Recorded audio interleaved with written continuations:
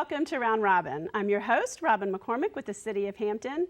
And today we are going to invite you to a unique event sponsored by the Downtown Hampton Business Group. As the camera's pulling back, you're going to see one of our Adult Soapbox Derby contestants, and it is going to be a tremendously fun Saturday. Let me introduce my guest, Carlyle Bland, restaurant owner, now of 3 restaurants in Hampton. Yes. And head of the Downtown Business Group. The board Downtown now. Hampton Development Partnership. Yes. I never say the whole thing, it throws people, especially if you shortcut it to bit. Yeah. That's hard. And Stephen Taylor, who's going to be one of our contestants. Welcome.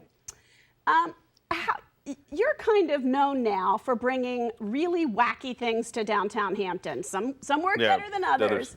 But where did you get this idea for an Adult Soapbox Derby? The bridge is kind of iconic downtown, and trying to find ways to utilize it a little more, make it a little more user-friendly. We did the slip and slide a few years ago down that. Which was a great idea. It didn't quite work out as well. Yeah, well, the problem there, the problem was they had health issues with the recirculation. Pool company, But overall, once it got up and running, it was a great event. Yeah. And it was the hottest day of the year. Yeah. But and I looked at doing zip lining off the bridge.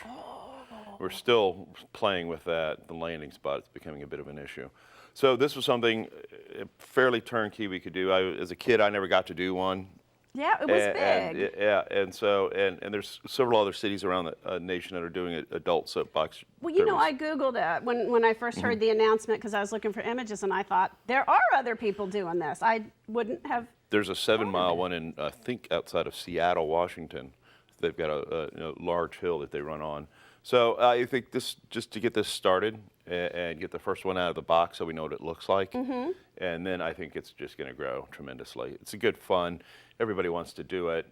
I think some people are kind of scared of how do I make it, and we're seeing a real resurgence in DIY with maker fairs and stuff like that. And that's kind of I went to the national one in New York a few years ago, and I kind of got inspired from that. Doing all kinds of more conventional stuff kind of bores me, so try something different.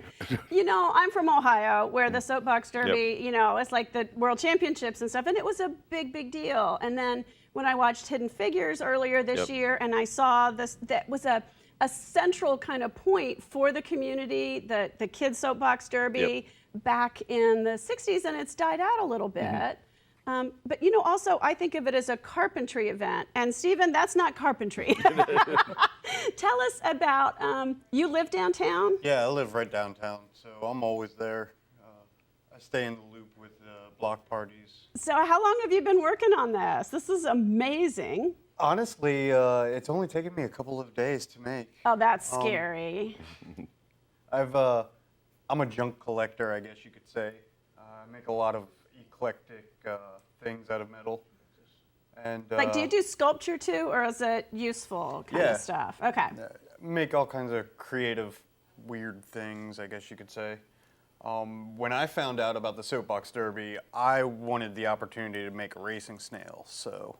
Why a racing snail? And you talk about racing snail as if it already existed, not as if you invented it, which I thought. Back in the 80s, there was a movie called The Never-Ending Story, and in it there was a guy that had a racing snail, and he rode around on it. Okay, so this is like a dream of yours. Yeah. This is and what did you make it out of? Mainly 2 bicycles and a lot of rebar, and some glue. Lots and lots of glue. What is this shell made out of? It's made out of foam. Oh, you're kidding. Yeah, I went to Home Depot and just bought some foam and did a lot of gluing. Oh. It was craft night at the Taylor house. That is so cool. So are you nervous about riding this thing down the bridge? No, not at all. I've pushed it around in the neighborhood. It's pretty lightweight. I have a. You brought it in the back door, so I got to tell you that was pretty cool right there. I still have a list of small things I have to do to it, but I'm excited about it. Very, very excited. And so, Carla, how many people you think will be entered in this race? We'll have 10 there day of the event at the minimum. We're still rounding up a few extras, but I think for the first one, get out of the gate, let people see what it looks like, and then from there we can build it. I'll be in there. I was going to ask. Yeah. So tell us about yours. Mine's is in a couple pieces right now, but it's actually I'm going after this, going back to work on it.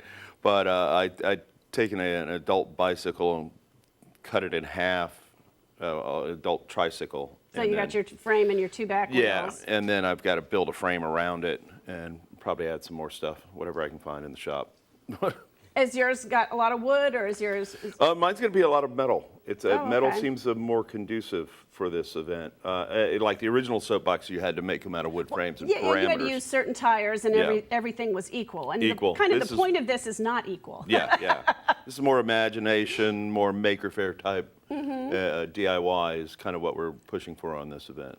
So think out of the box. It's going to be so much fun, and Yes. it is this Saturday. Give us the date and the time. It's Saturday, August 5th. We've got the Buddha Council and the Pie Tasters, a ska and soul band coming. Oh, the national fun. act, so it should be a So you can make a whole day of it. You can get there around 1 or so, 1 to watch 6, the soapbox. and then that rolls right into block party. Now, we're in the hot part of summer. As we stand there and watch this, I know there's some shade around there, but will there be? Yeah, there'll be some food trucks, and we'll have beverages available. And we're certainly adult not and far from otherwise. Bull Island if Yeah, you need Bull to duck Island, go in and between get- runs, get or a- Crown Plaza, yep. either one of those places. So, how do you what do you see? How does this work in downtown Hampton? When I thought of Hampton, I thought some of your ideas weren't going to be accepted. The rolling of the bulls, for example. I thought to myself that first year, how is city council? How much should I promote this? How is it going to go? And it's been. We're pretty serious about whimsy, and it's you go to so many events that it's just, and I don't mean to pick on any events, but let's for example, Pork Pine and Peanut Festival, which is probably a fine festival. And about 10 minutes, how much pork and pine and peanut can And you it is handle? what it is. It hasn't really evolved over the past 25 and years. so I or like more creative events. The rolling of the bulls actually started in New Orleans at a bar called the Three-Legged Dog, and I heard about it, and then I went and did it, and then I said, oh, okay, we're doing that. Roller derby girls. Check that Yeah. one off. That's coming. So I kind of look around to see what other You've cities done drag are races? drag race on Queensway. Well, that just kind of goes without asking. We did a Manditarod, which was people pulling a sled. That every contestant said they'd never do again, so we kind of scrapped that. But you're not afraid to try things. Yeah. Well, Which, you got to. You got to do something. Otherwise, you get bored. But that's not a common approach for downtowns, for business people. Business people like a sure bet mostly. You break the mold I'm a little bit. more the Dick Florida, the creative class, and creative. These events are very inexpensive, so they don't have the formal structure of a carnival that you have to permit and insure. Right. So these are a little looser in that regard, so we can tweak them and then we can build them up. And you throw away the ones that don't work. Yeah, and that's which fine. is- Yeah. But then you get the reputation, well, let's go down, something's going on downtown.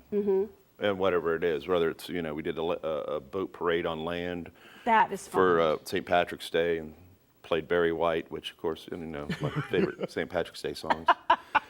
But they know it's going to be a little odd, and there's a whole group of people. We just sit around, Kevin Steele, Peter Pittman, and we was like, what weirdness can we come up with? And that gives you the creative part that, I hate to use the word, but when we're trying to attract millennials to live downtown, or even empty nesters, they want to do something fun and exciting too. Well, I'm sorry, you're not a millennial. No, I don't think you're a millennial. I'm just guessing. I think it isn't just, we all point to that, but I think we're all at the age where, the chain restaurant experience or the festival that has the exact same vendors and you can't tell what you're celebrating, it becomes old. You don't go every year because it's You've got to be stamped out of every a weekend. factory. You're battling somebody in the events business. It's not like it used to be. You're either battling another city's doing an event, or there's a music festival, or we've got amphitheaters that are musical acts that you're battling against. And so you've got to be. You don't have to be everything to everyone. You have to be very into a little niche, be creative, and that will draw. Do you feel like, Stephen, that you fit in downtown? Is it a place that is welcoming? And I absolutely love living in downtown Hampton because there's always something weird going on.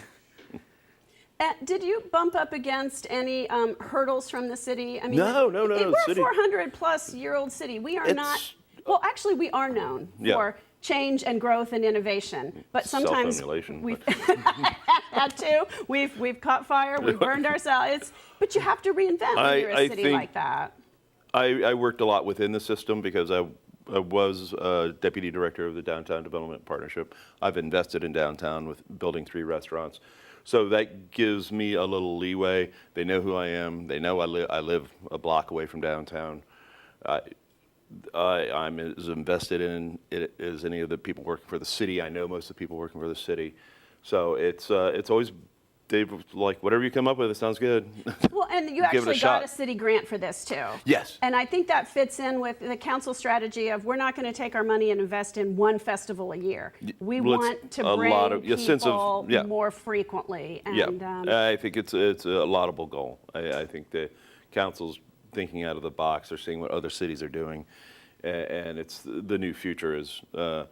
At one point, everybody goes, "Oh, events, I don't want to fund that." It gives them the best return on investment for economic development than anything else that the city can do.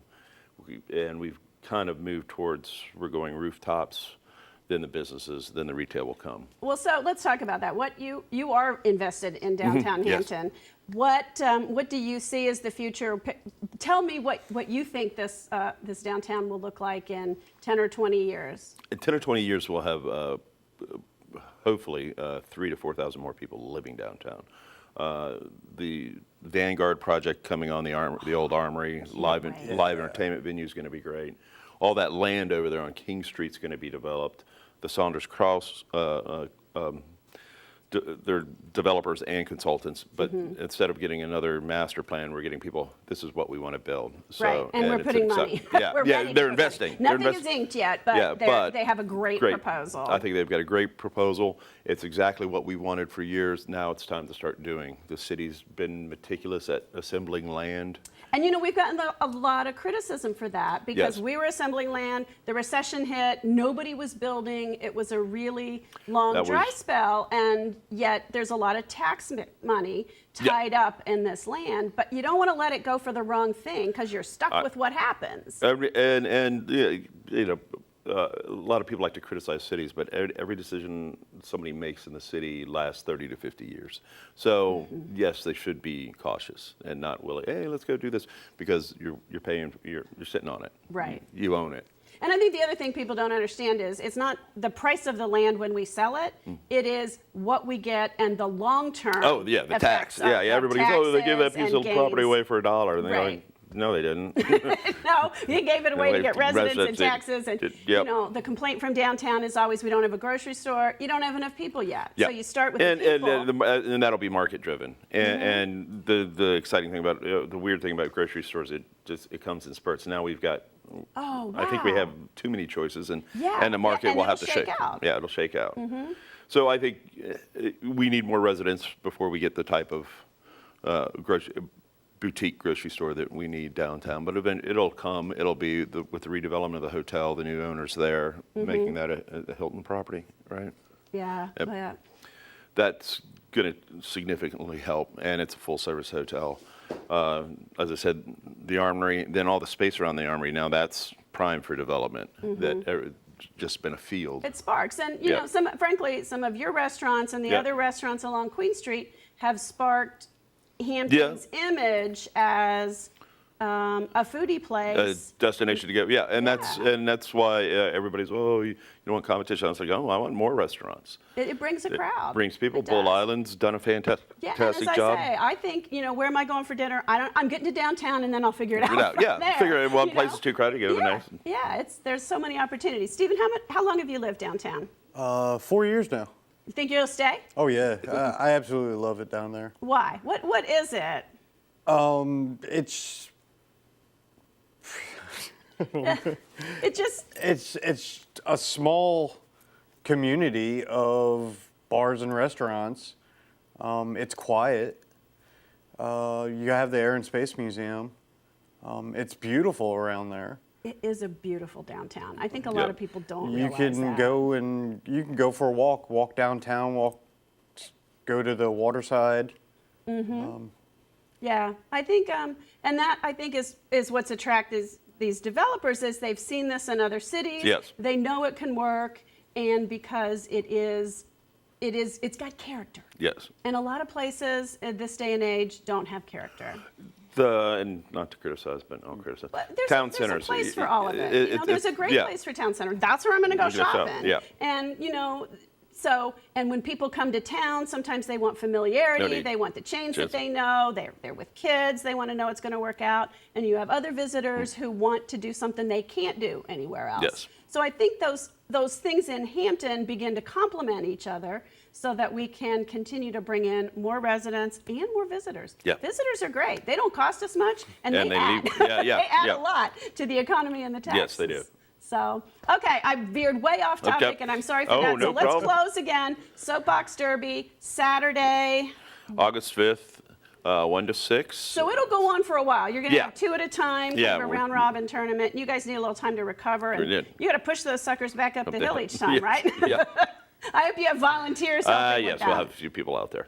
Okay, and it is free to Free. come watch. Oh, yes. And spend money. There will be refreshments because Yes. it's potential to be kind of hot and muggy. So Yes.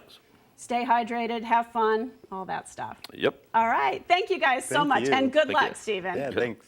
And thank you for watching. I hope to see you when he brings the snail out against the other competitors. It should be a very fun day. Thanks for watching.